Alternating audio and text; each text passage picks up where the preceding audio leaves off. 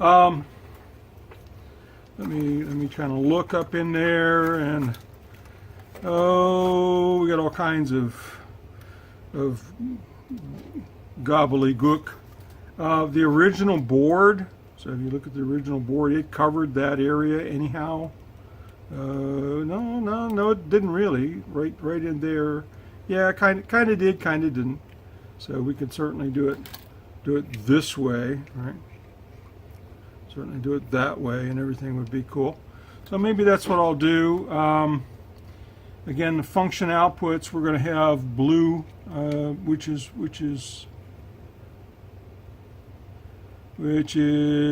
where? I don't know. Oh, it's over here. It's on this side. So I'm going to have to bring a blue wire over from here. And I've got F3, F4, F5, F6, and we'll certainly want to pick up one of those. I'd like it to be 7, only because there's other units on the market, MTH, which is Mike's Train House. They just call themselves MTH anymore, but BLI, Broadway Limited, and others that I can think of, but names escape me at this point, use F7. So we'll try to figure out how we can map one of these to F7. So when you push 7 on the control, you get smoke. And this looks like that's going to tuck like right in there. I don't know if I'm just going to put, I think, a piece of tape, double-sided sticky tape like I did this, and it'll hold it.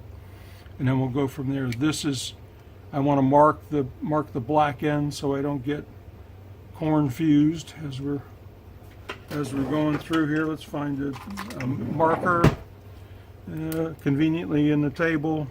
And so this is, turning it over one more time, right? This is the black end, and this tells us, where where pin 1 is.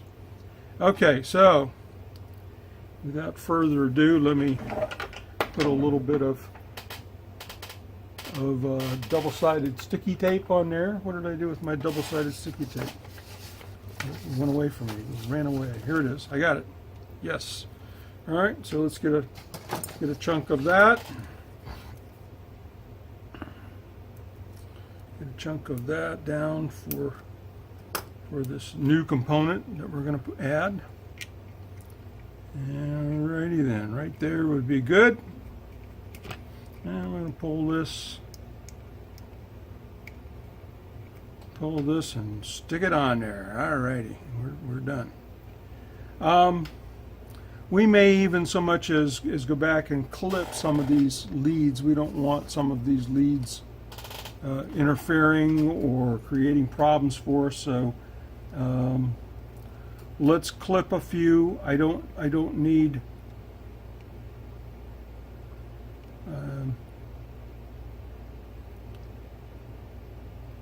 I'm pretty sure I don't need 2, right? I don't need 9. Yeah, I don't need 9. I don't need don't need 5 or 6. These are not latching relays. I'm not going to latch them. And by the way, there's extra diodes between those pins that I just cut off and the main pin, so that you can latch this if you want. It's quite a cool device if you were going to use it for lots of other things, and so I try to buy generic stuff that doesn't cost a lot. It's a couple bucks, but gives us all the flexibility that we need. I'm going to go ahead and knowing that the output from this is going to be red and black, I'm going to use the red. We again have these things I've already tied these up, so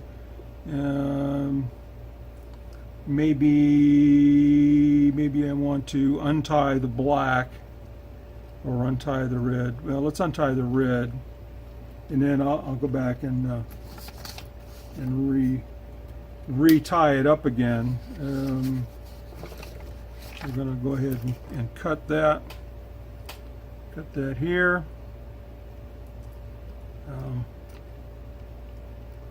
And the wiring again is not again, but the wiring here is pretty straightforward. We're going to take red and black. Well, shoot, I need to do black up to the front switch also.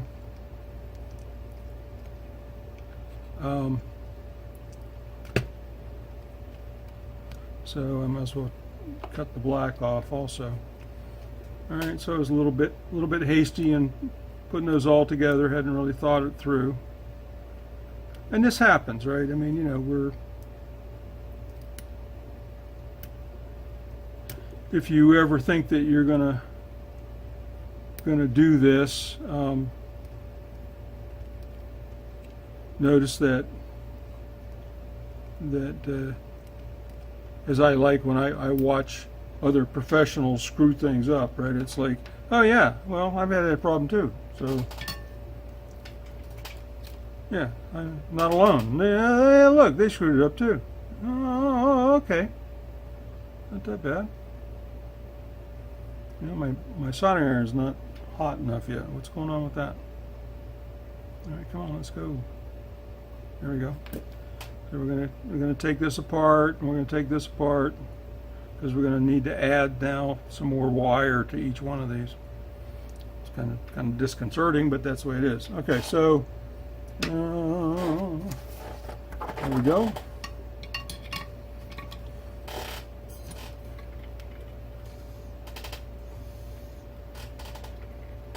I need some red and black wire.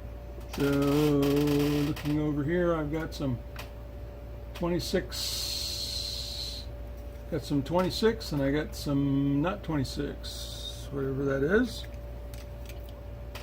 And I got some red wire. It's kind of looks like this. That looks pretty good.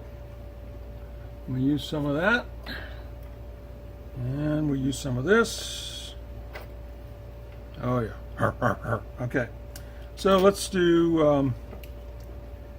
Said I was going to do red wire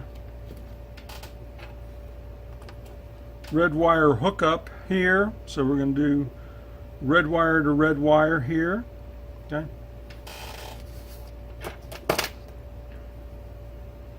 And this will be our main power source for this. So even when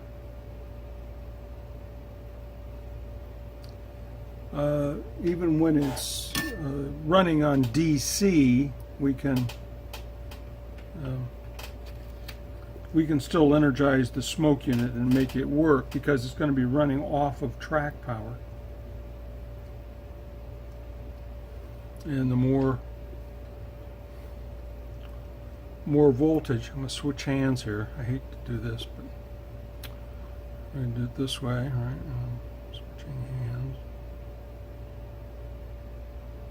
Look, Mom, I'm soldering with my left hand.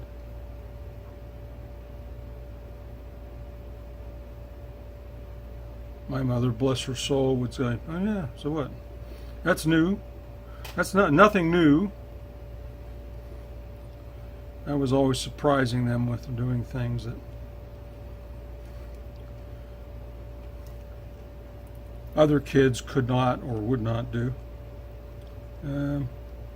All right, it just needs a little tack here, and I'm going to actually put a little piece of shrink tube on this. So we're going to want to try to avoid as many open connections, which are going to create problems for us. So I'm going to give it a little, and I'm going to give it just a little bit of flex there, so we're not cramping the wires. Never know when you might not need just a little bit of something.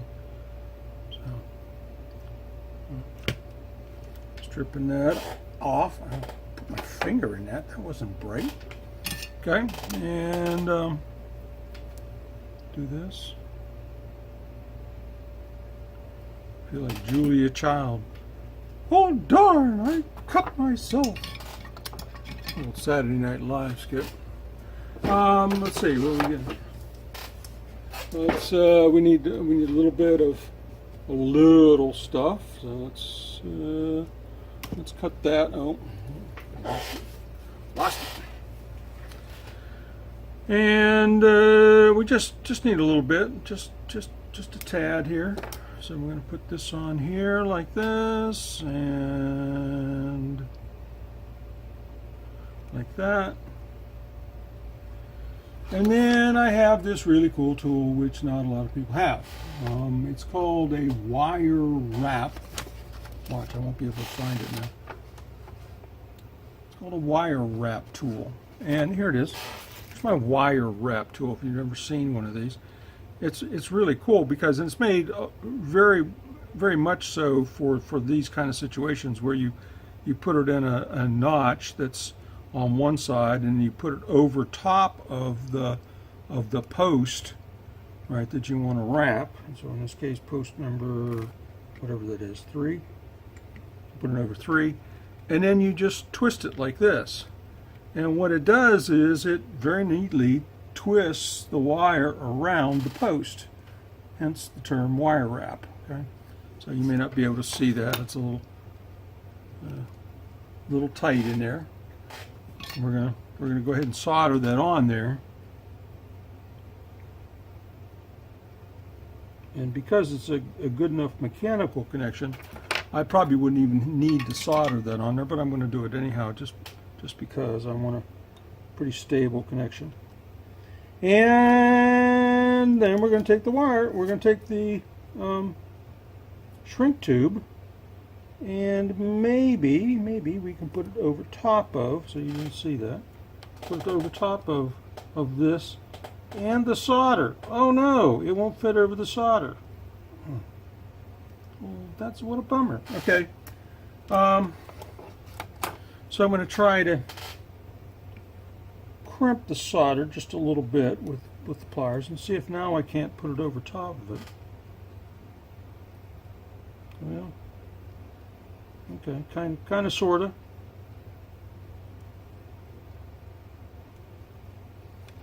All right, I'll fiddle with that. Let me do it. See if I can do it with the tweezers.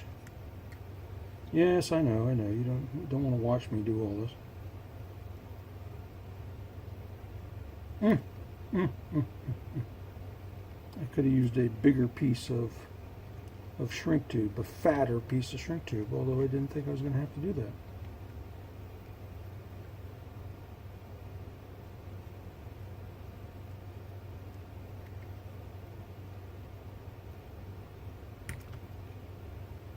Well, kind of, sort of. Okay.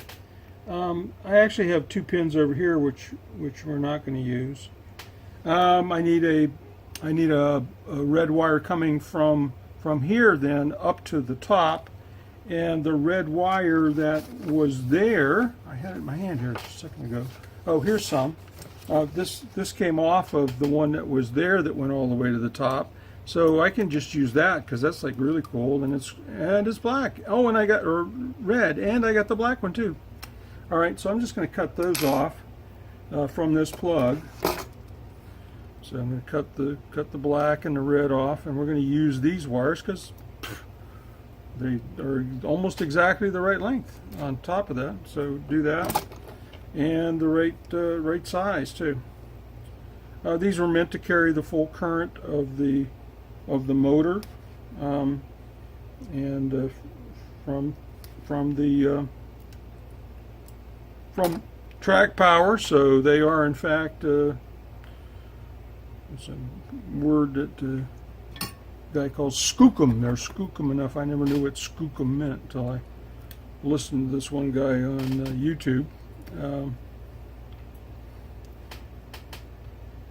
But skookum is a real word. Who knew? Something about Indians in Seattle somewhere. And means very good. Skookum. Kind of like it. All right, so we're then going to go from here up, right? So we're going to go to this other post, and just like that. And I'm actually going to use now a bigger piece of shrink tube, since I know that the smaller one doesn't fit very well. All right, we got that one gone. We've got plus or minus. Plus goes here, which is blue, so let's go ahead and do that one. We got some blue wire here. And you know, sometimes you don't have to follow the color code, but it's helpful to keep you from screwing up. So we're going to do that. And how do we want to do this? Well, we might as well continue. So tinning it first, and then putting it right on. This is the plus number 1 pin.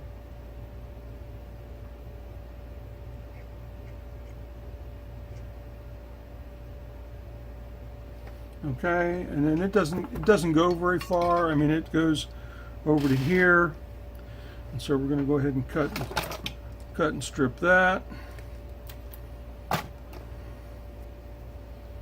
Yes, I'm going to put the shrink tube on just a second.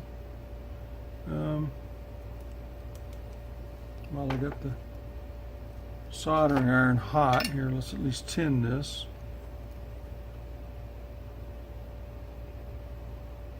So no, you don't really have to tin these before you put them in the connector. That's kind of irrelevant. I'm in the habit of tinning things before I put them in. Now I'm going to put that again, a shrink tube, 2 of those. I'm going to use a bigger shrink tube this time. See? Duh, learn from your experience. And so here we got a bigger piece. Going to land that on there like this. Hopefully this is the next biggest size, which is 1/16. Oh, it just drops right over there. Or maybe I can get away with the smaller piece. Let's go back to the smaller one. Yeah, they don't all have to be the same size. It's just there's a job they have to do, and by the time they get shrunk, right, they're supposed to not even exist. They're all the way down. Oh, look, this is just going beautiful, just like that. Okay, and then this one just gets cinched into the plus V here, and we have some other plus V's that we want to do, but we'll push this one in first. Okay. Okay.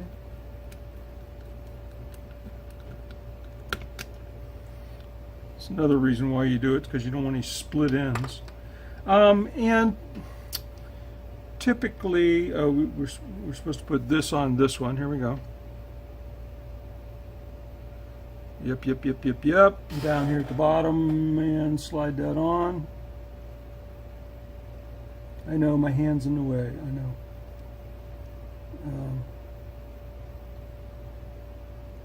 There you go. Went on just like that. All right, good. I'm kind of wondering if I should do that to the other one. Anyways, this goes up and goes in the top up here. And so we have to figure out which one it's going to go into. We've got the blue and the white that comes through here.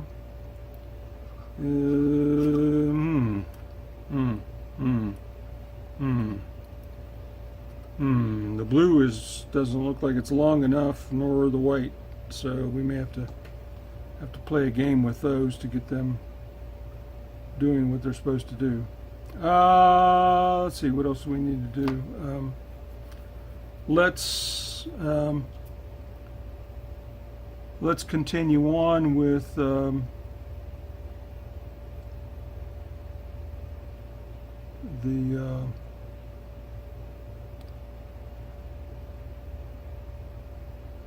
we done with the red? I think we are, so we can put a giant piece of shrink tube on that one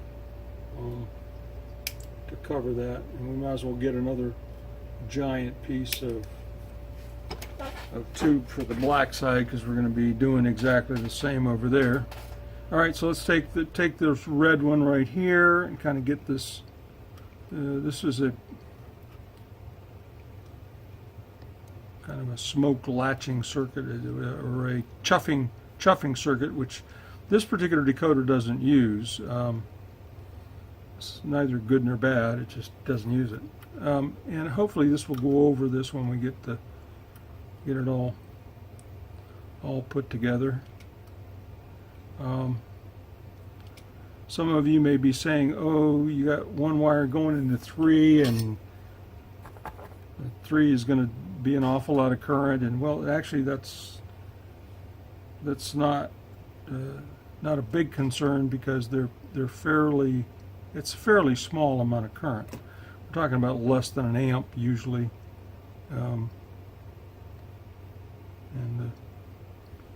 so we shouldn't get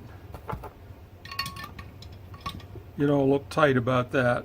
And then this should go over this pretty easily, since I've given it plenty of room. And of course I've got some little piece of junk hanging out there. You can't hardly see that, but piece of plastic that wants to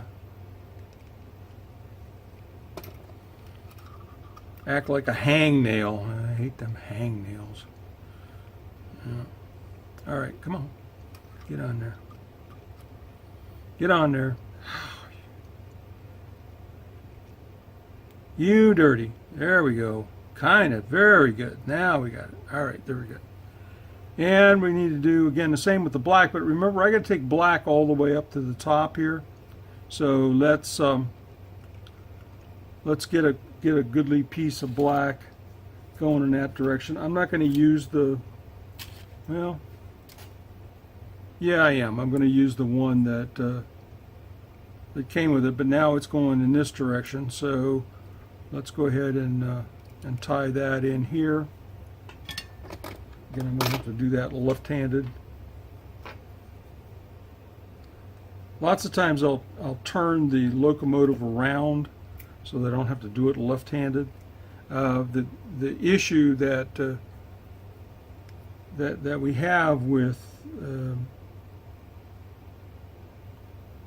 G-scale, and the biggest problem that I have with it, is that you have to turn things. You can't turn things around, and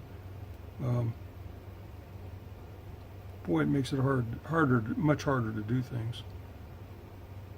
Okay, got that on there. Get my other piece of. What do I do with it? Here it is.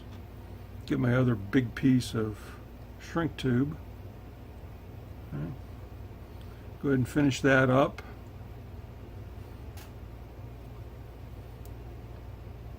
And one guy I like to watch on YouTube, his name is Muskie1. He does a lot of car work, and he does lots of stuff with one hand. I'm going like, oh my God, how do you do that? And he holds the camera with the other hand. I'm sorry guys, I just can't do all that. Maybe one day. All right, let's go ahead and do that. This is for doing shrink tube. This is pretty good. I actually have another one, which is a heat gun made specifically for shrink tube, and it's got a little metal hook on it like this, so that the air that you're doing doesn't get on other components, which is probably a good thing. You notice I'm always careful to do heat in a direction. Yeah, that one doesn't work too well, but we're going to go ahead and let it. So I got these three little ones right here. It goes all cinched up. That's good. Now, I need to figure out which one of these guys I'm going to hook to this negative pin here. We don't need to hook up these two. And as a matter of fact, I'm going to probably I'll put some heat shrink over them just because we're not going to use them. They'll be a good backup if someday somebody decides that this relay has quit. All we'll have to do is just connect up those two. That'd be backup for them. I'm going to go ahead and shrink those down to this so they don't come off too easily.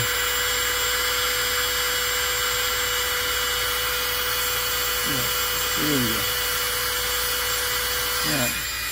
Oops, thought I would move.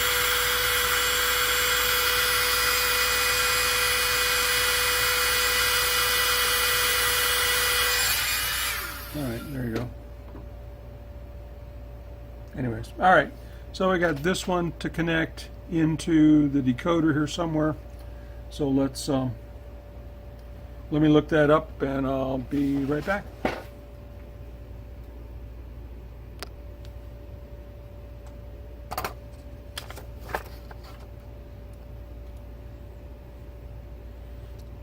Okay, so looking at some of the documentation for this decoder, we'll get to that later. FX3 and FX4 are pretty much mappable to just about anything, and so we're going to use the FX3 output. And actually that would be F24 here, FX3 output. So we'll play a game with that later. We're doing ourselves out by picking one over the other. So we're going to use FX3 here, and typically that's going to be either a green or a purple wire. So we're going to pick green. We've got a green wire, and FX3 is going to be right here. I don't know if you can see that. It says F3, so that's right here. So we're going to use that one, and we're going to come across to this other side. And so the first thing we want to do is just solder onto that. So let's do that. And you may say, well, why aren't you doing your fancy wrap? And I went, well, if you were watching, I can do this pretty quick, so you just do it this way.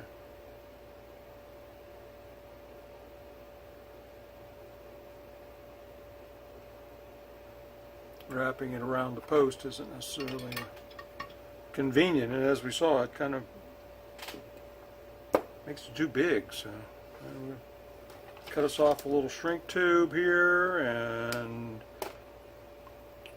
put that over that.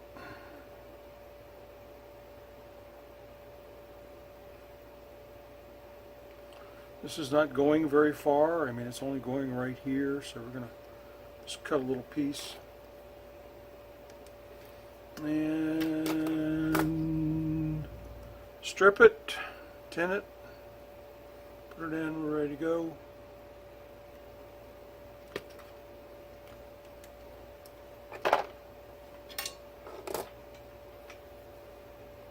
And again, it's not absolutely necessary to tin it, but what I find is in the compression ones, sometimes it does it, sometimes it doesn't. And you're going to yell at me later on, going, "Yeah, you said you were supposed to tin it and you didn't tin it," and that's yeah, whatever. And then also I find myself later on having problems and going, "Oh, I didn't tin it." The other part of this too is that, so that's nice and tight. This is here. We're going to go ahead and tighten that up.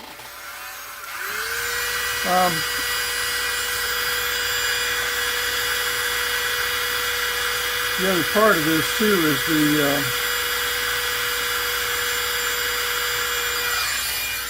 when you're working with wire that has got a lot of little hairs coming out of it, you just never know when that little hair is going to go over to the next terminal when they're so close like this.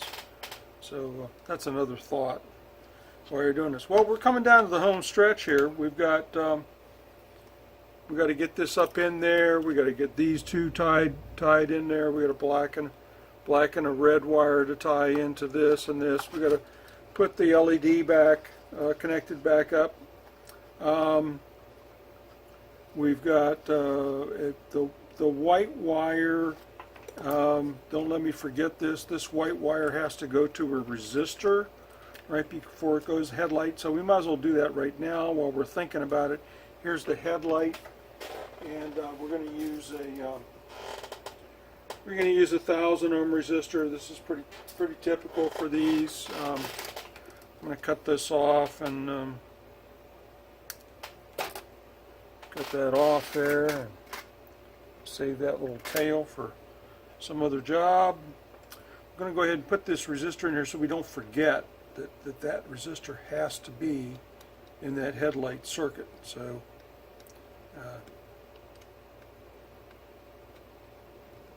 there we go. Alright, so we're going to tie our white wire to this, to the end of this resistor, and that'll put a 1,000 ohm resistor in series with the headlight, who in this particular case doesn't have any circuitry in this front button to manage that. We've got a this whole thing floats up inside of here. We're going to have to put these wires on first before we fit that. We want the